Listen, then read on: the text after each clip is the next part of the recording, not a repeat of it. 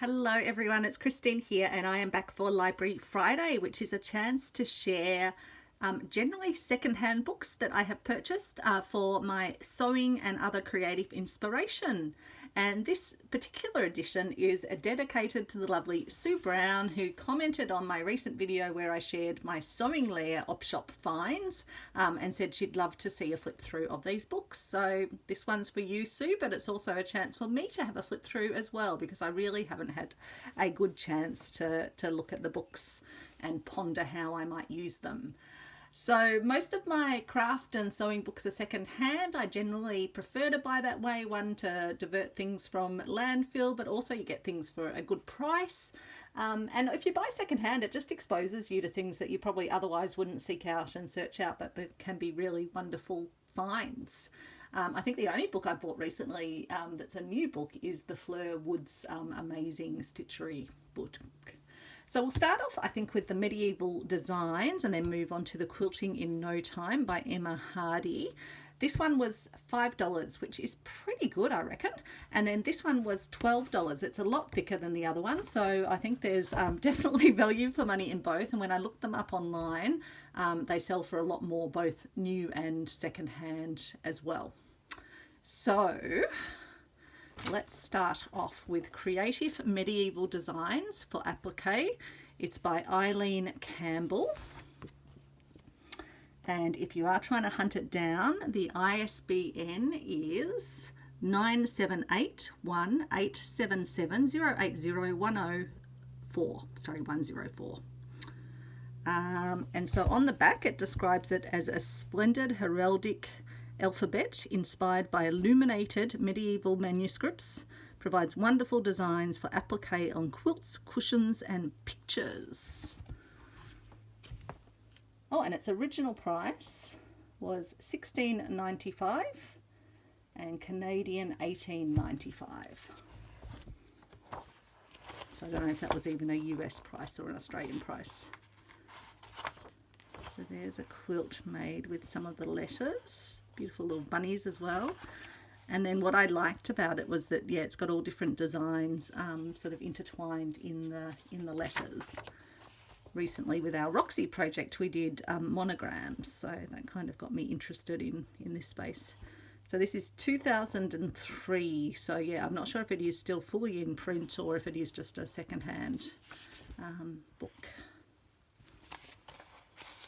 So the contents: applique method, stitching, medieval inspirations quilt, welcome, Laura's quilt, Bryce's quilt, cushion covers, the Z flower quilt bolster and bibliography.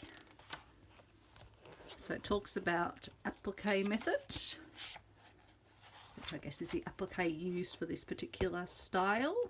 Talks about stitching, satin stitch, tension, free machine embroidery, using heat vanishing muslin, thermo gaze, hand embroidery, machine quilting, making a rod pocket, so that would be to hang it, labeling your quilt fabrics, the sewing machine, threads, couching threads and braids, and needles.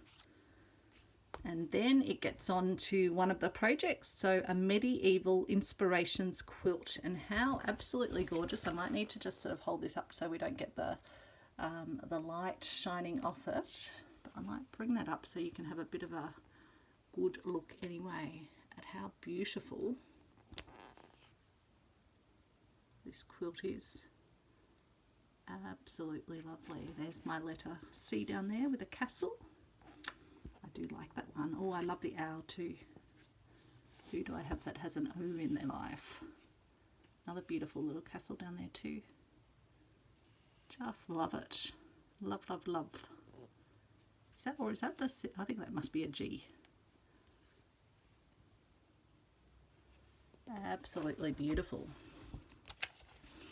And so it talks about blocks, finished size. So it's a 170 centimetre by 210 centimetre, or 68 inch by 83.5 inches. And so it gives you the layout, the construction, the quilting, the finishing, And then pictures of each of the blocks. Oh, yep, so that is the C block, and then the other one I was looking at, yep, that is the G block. Isn't it fabulous? I love the birds of prey. Oh, they look like yeah, they are kookaburras. Bit of an Australian reference, and lyrebirds as well.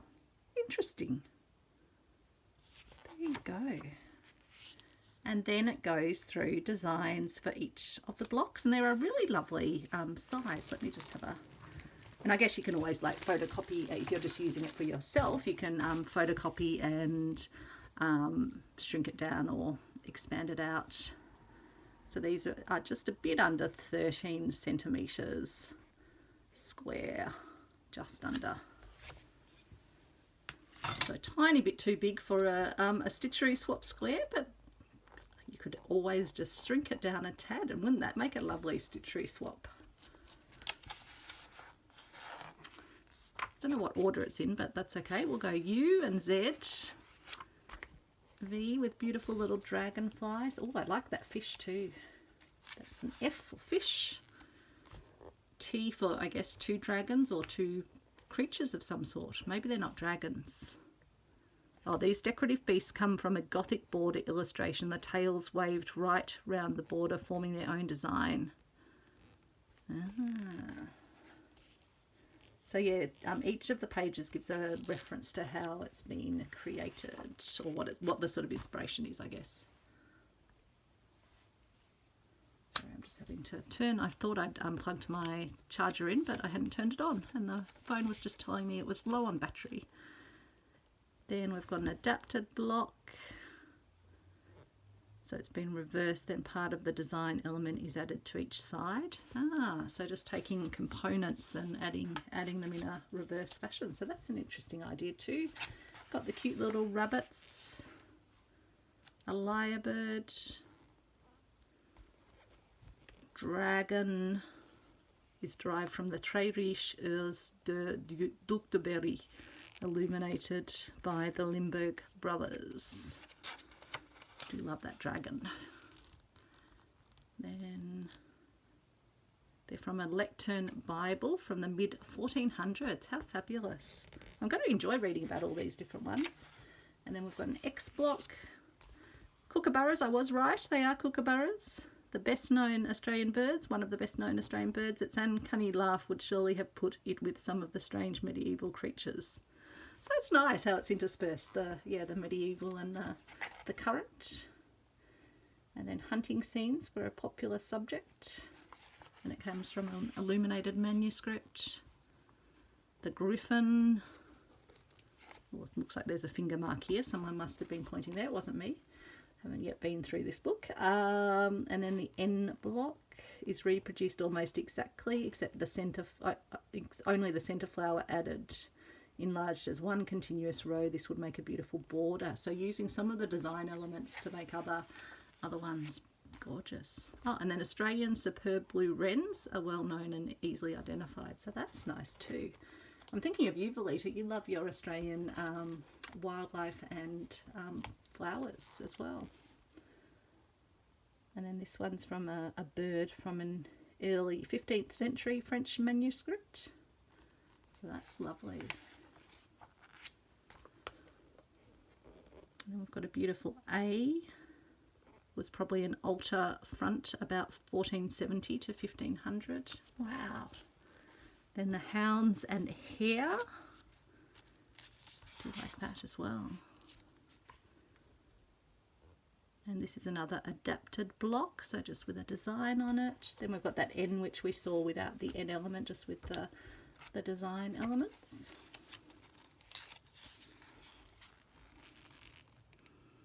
We've got our eagle for E. And then we've got an Australian brolga. How lovely as well. And then the flowers of the spotted gum. I was about to say that's a eucalypt. Sea castle. I do like that. I'm definitely going to have to do myself a C for some purpose. Or not for any purpose at all, just for the pure joy of it. And then we've got M for monkeys. We've got a P for peacock. An O for owl. the borders in the manuscript and borders of the Book of Hours, some with human faces, but this one is an Australian powerful owl. And I know Marion recently, you did a beautiful owl as one of your stitchery projects as well. This letter is very ornate. It's been simplified on the quilt on page 64. The corner scrolls are of Gothic origin. And then many designs feature ivy or other creeping vines. This one is similar to a Paris Books of Hours from the second quarter of the 15th century. Lovely. And then an adapted castle block. And then there's narrow blocks that have little elements within them. So that's that project. Then we get to another quilt. It's got lovely bunnies on it. Let me just bring that up and give you a bit of a look at that one.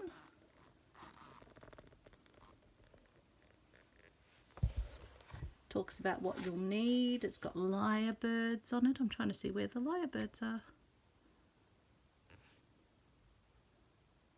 It says the lyrebird's tail is stitched on heat vanishing muslin.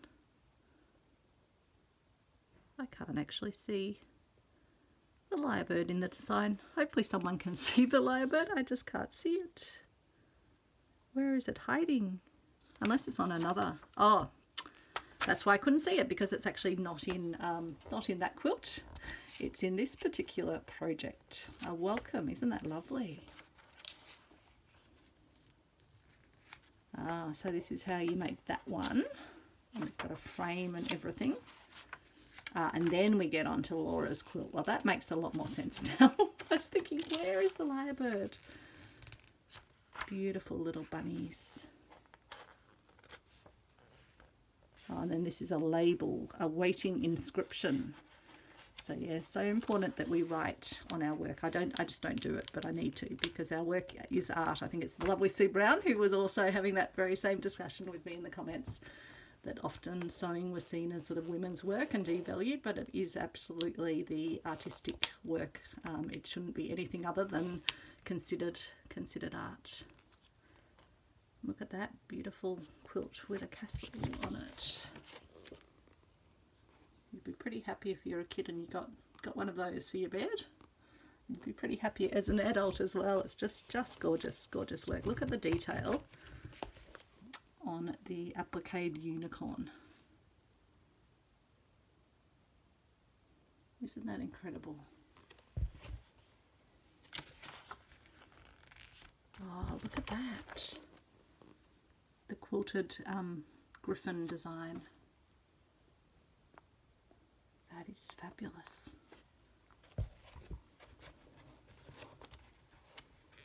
Oh yeah, you can just see it in the quilt over here.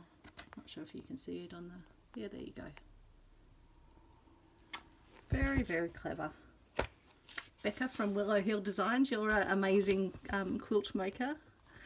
This might be a book of interest to you if you don't already have it in your collection. Beautiful dragon.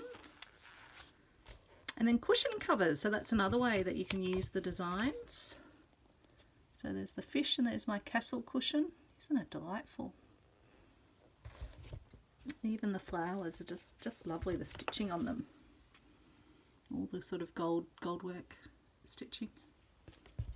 Beautiful, beautiful. Oh, there's the fish. And then we've got the Z flower quilt.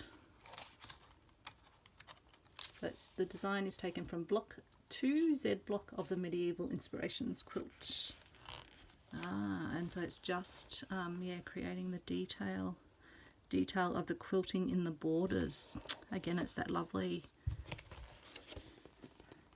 stitching in to create that quilted pattern. Gorgeous, gorgeous. Wow, look at that. Isn't that lovely? I think that's well beyond my pay grade, but I can admire it, and potentially I could do a single block, and then a bolster as well, I guess, for the bed, decorative piece.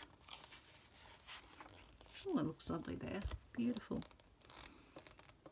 Again, really detailed, very ornate and elaborate stitching with gold on that. And then bibliography, beautiful dragon, and the quilt sitting on the floor. Looks like it shouldn't belong on the floor, I don't think. Isn't he lovely, that dragon? I love the little sort of flashes of blue. It's almost like it's kind of reflective, and the, I think, velvet or velour wings, fabulous. So that is Creative Medieval Designs for Appliqué. And then we will move on to Quilting in No Time by Emma Hardy. 50 step-by-step weekend projects made easy. So I haven't really done that much. I've done English paper piecing, but using Epiflex reusable templates. But I haven't done that much quilting, so I thought this might be a good little starter out book. So what does it tell us? Quilting in No Time brings you 50 fantastic, easy to follow projects for quilts. At a time when store-bought soft furnishings are becoming increasingly expensive, this book brings you high-quality homemade alternatives at a fraction of the cost. And so let's just give you the ISBN. It is 978-1906-525-293.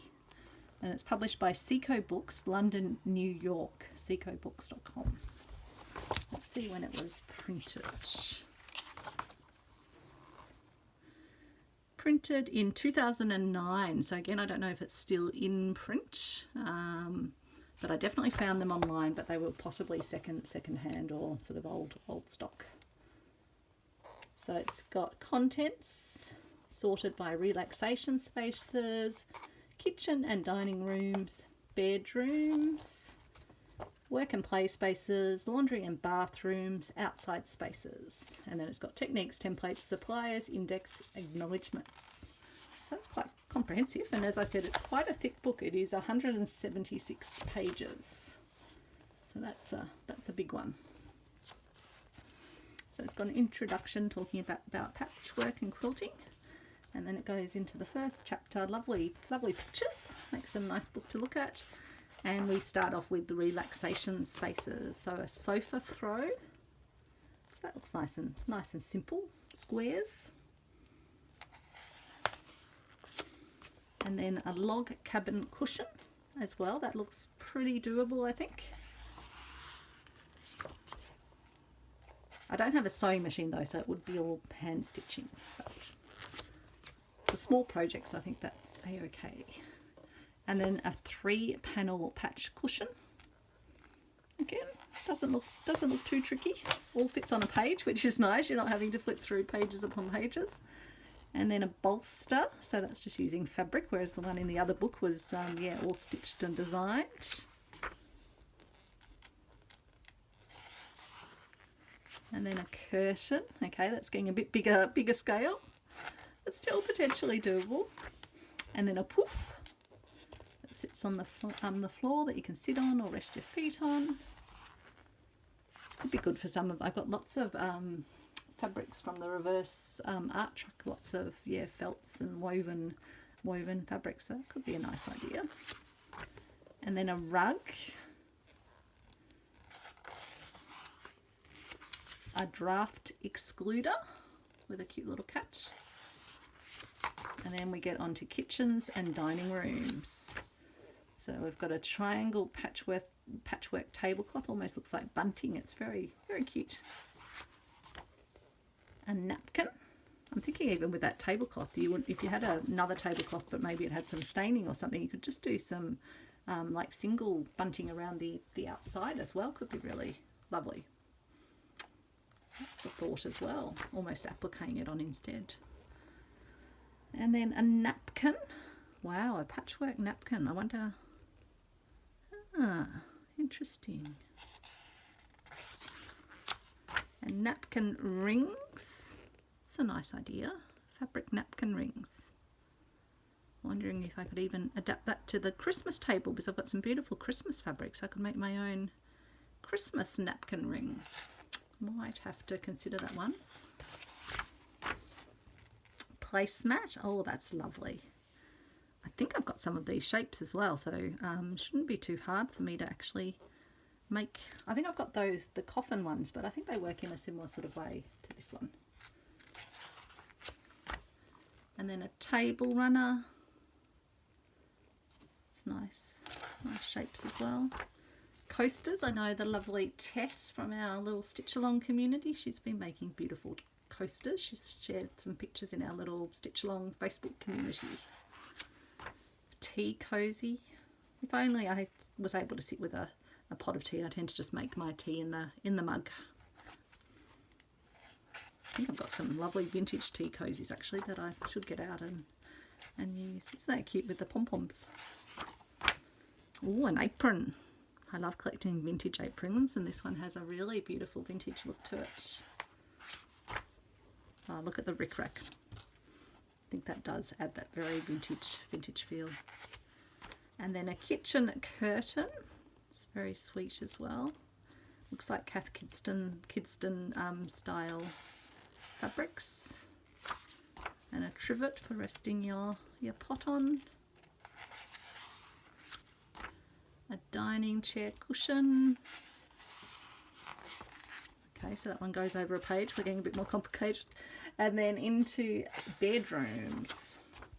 So a shirting fabric throw. So I guess this is made out of old shirt fabric. Yep, fine striped fabrics of the type often used for shirts. So possibly not recycled, but I'm sure you could recycle your old shirts and those of whoever else is in your house that has old shirts.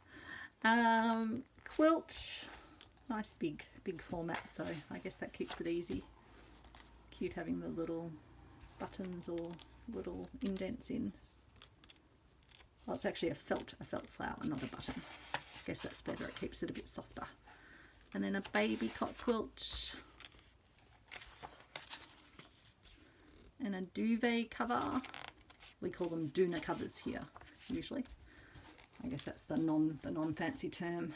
And then pillowcase. Isn't that cute with the little strawberries? Very cute indeed. And then a crazy 9 patch cushion. That looks doable for me as well, because I can do things crazy and non-straight. And a blue quilt, a pretty quilt. Oh, it is pretty, look at those colours. And then we move into work and play spaces. So a child's seat cushion, a play mat. Could also be a nice dog's mat. Whenever we go out to a restaurant or take Travis somewhere, we always take usually a mat or a towel for him, but that could be very cute. Child's cushion. Toy bag.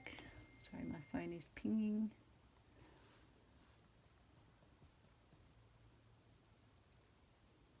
Sorry, I just thought I'd tap it so it doesn't keep pinging. Hopefully it won't.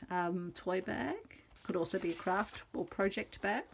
I'm sure the design is adaptable. A baby's ball. Could be a pet ball as well, although I think Travis might try and... Oh, he's getting better with his toys. He doesn't always tear them apart. A knitting bag or a crafting bag. That's a nice design. I'll definitely have a look at that one. Not necessarily for knitting, but yeah, to hold projects. A sewing basket. That's a lovely idea as well, and with a place to put your pins. I do like that design as well. Looks like a fair. So a few more instructions. And then a pin cushion. I think this is definitely a doer for me, and I probably can do with another pin cushion. One for needles, one for pins. It's a very cute design. Oh, a notebook folder. So you have your notebook over there and you have your pens in there. That's a nice idea.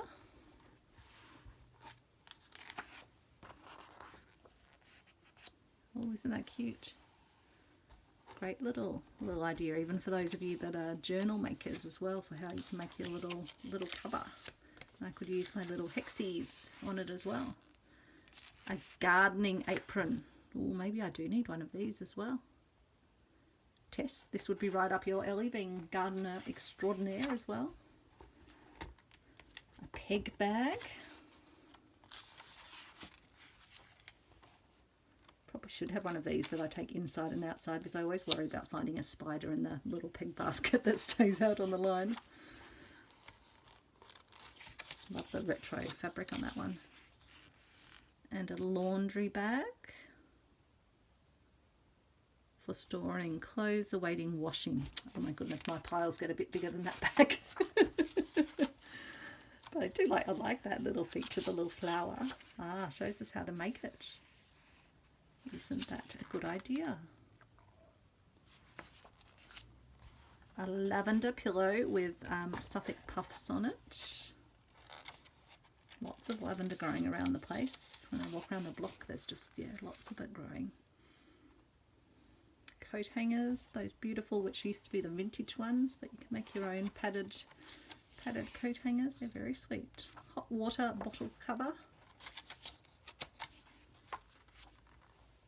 Beautiful fabric covered buttons. Cosmetics bag. Lovely Snoppy Karen, she makes beautiful bags, which yeah, she sometimes offers them on the Discord community, the little sharey shoppy space on there. The Arty Farty Annie Discord community, that is. If you haven't come across Arty Farty Annie, check her out. Bordered towel, and then outside spaces. Green handbag, very green. Not to say it's not nice, but very green. Striped handbag. I like that design. It's a very retro design shape. Picnic blanket.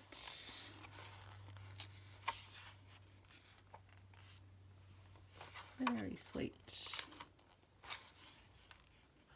Beach bag, always handy. Looks like it's got a little sort of pocket built in there on the front.